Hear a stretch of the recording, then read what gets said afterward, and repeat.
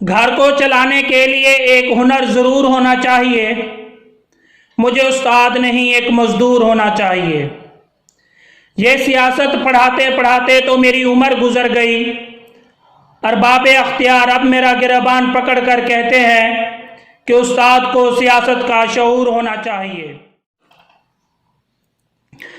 بسم اللہ الرحمن الرحیم. آج جس موضوع پر مجھے بولنے کی ضرورت پڑی ہے وہ ہے میرا حق. کیونکہ میں ایک استاد ہوں. آج مجھے جس طرح بے روزگار کر کے سڑکوں پر رسوا کیا جا رہا ہے شاید اس کی مثال اس سے پہلے نہیں ملتی. میں اپنی بات شروع کرنے سے پہلے چند اشعار آپ کی خدمت میں پیش کرنا چاہوں گا. گھر کو چلانے کے لیے ایک ہنر ضرور ہونا چاہیے. مجھے استاد نہیں ایک مزدور ہونا چاہیے. یہ سیاست پڑھاتے پڑھاتے تو میری عمر گزر گئی. ارباب اختیار اب میرا گریبان پکڑ کر کہتے ہیں کہ استاد کو سیاست کا شعور ہونا چاہیے. ہم نے تو تمہیں کاف سے کتاب پڑھائی ہے اور تم نے کاف سے کرسی پڑھی. آج ہم بے روزگار ہو کر کاف سے کرم پر ہیں آپ کے. محترم کچھ تو اس کاف کا دستور ہونا چاہیے. آپ کو عزت کے مقام پر ہم نے بٹھایا اور ذلت آپ نے ہمیں نوازی. بیٹا ہماری اس رسوائی میں کچھ تو ہمارا بھی قصور ہونا چاہیے. گھر کو چلانے کے لیے ایک ہنر ضرور ہونا چاہیے. مجھے استاد نہیں ایک مزدور ہونا چاہیے. تو میرے محترم جیسا کہ آپ جانتے ہیں کہ استاد در در کی ٹھوکریں کھانے پر مجبور ہیں اور استاد آج بھی اپنے بچوں کے کپڑے نہیں خرید پا رہے. عید آ چکی ہے. عید قربان بالکل قریب ہے. اس پر دو اشعار آپ کی خدمت میں پیش کروں گا. آج پھر عید آئی اور آج پھر میں گھر نہ جا سکا. اے ستمگر آج پھر میرے منہ کا نوالا تو نہ چھین. تجھ کو نکھارتے سنوارتے میری عمر گزر گئی. آج میں خود ہی بکھر گیا ہوں آ دیکھ ذرا حال میرا. معزز سامعین کرام اور میرے عزیز دوستو، میری ماں اکثر مجھے کہا کرتی تھی کہ بیٹا کوئی ایسا کام کرو جس سے تم اپنے ملک کی سلامتی اور بقا کے لیے اپنا کلیدی کردار ادا کر سکو. دل تو چاہتا تھا کہ میں آرمی جوائن کر کے ملک و قوم کا دفاع کروں یا پھر سیاست میں حصہ لے کر ملک و قوم کی خدمت کروں، مگر میں نے وہ راستہ چنا جس میں میں نے وہ مہمات تیار کیے جنہوں نے ملک کی دفاع بھی کیا اور ملک و قوم کی خدمت بھی. تو میرے محترم میں ایک استاد ہوں اور شاید یہ میرا سب سے بڑا جرم ہے کیونکہ آج پھر عید لوٹ آئی ہے اور آج پھر میں اپنے بچوں کے عید کے کپڑے نہیں خرید سکا. کچھ ماہ سے میں استاد نہیں ایک مزدور کے طور پر مکان مستری کے ساتھ اپنے ہی شاگرد کے مکان بنانے میں مزدوری کر رہا ہوں. مزدوری کرنا کوئی جرم تو نہیں مگر بحیثیت ایک استاد جو اپنے طلباء کے لیے عملی نمونہ ہوتا ہے آج ایک مزدور بن کر در در کی ٹھوکریں کھا رہا ہے. احتجاج جو ہر پاکستانی کا بنیادی حق ہے تو مزدوری کرنے سے پہلے میں بھی احتجاج میں شامل ہوا اور اپنے ہی باوردی بچوں پولیس والے بچوں سے دھکے کھائے. میرا گریبان پکڑا گیا اور جیل میں ڈالا گیا. تو مجھے لگا مجھے احتجاج کا کوئی حق نہیں، مجھے استاد نہیں ایک مزدور ہونا چاہیے. تو میرے محترم میں ایک مزدور ہوں ایک استاد نہیں، کیونکہ استاد کے حقوق تو بہت زیادہ ہیں اور عزت اور مقام بھی. اگر استاد کے حقوق کی بات کی جائے جس طرح والدین کے حقوق ہوتے ہیں اسی طرح روحانی اولاد شاگردوں کے ذمے اپنے استاد کے حقوق ہیں.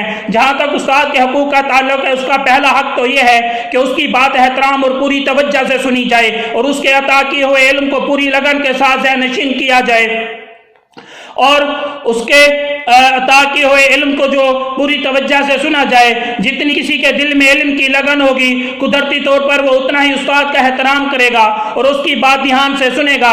اگر کوئی طالب علم یہ سوچ لے کہ میں علم جو ہے استاد سے نہیں کتاب سے حاصل ہوتا ہے تو اس نے ناکامی کی پہلی سیڑھی پر قدم رکھا ہے. استاد صرف کتابی باتیں ہی نہیں جیون جینا سکھاتے ہیں. استاد بادشاہ نہیں ہوتا مگر بادشاہ بناتا ہے. اگر استاد بظاہر نالائق بچے میں فقط یہ یقین پیدا کر دے کہ وہ لائق ہو سکتا ہے تو بچے کی تقدیر بدل سکتی ہے.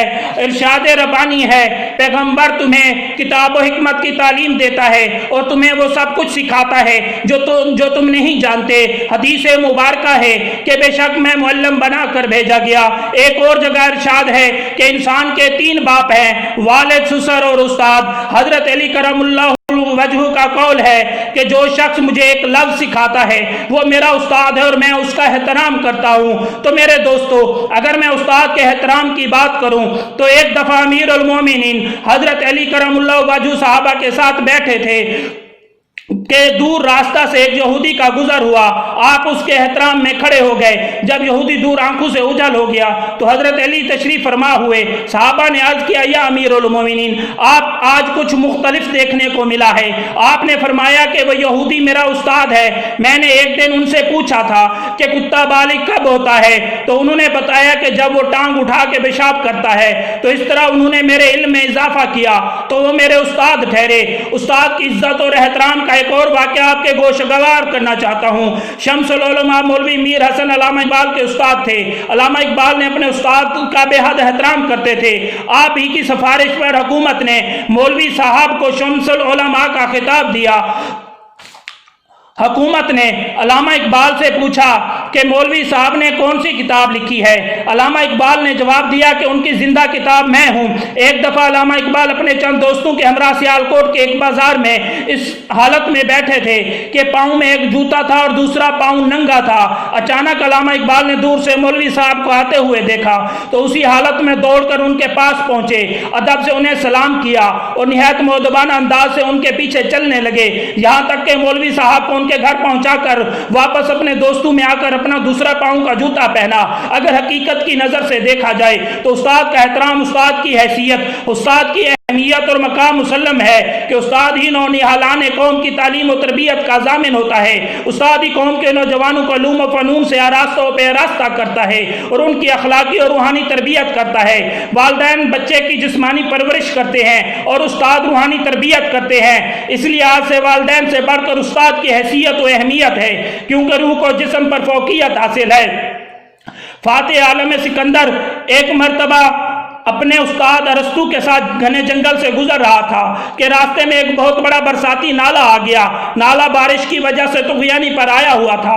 استاد اور شاگرد کے درمیان بحث ہونے لگی کہ خطرناک نالا پہلے کون پار کرے گا۔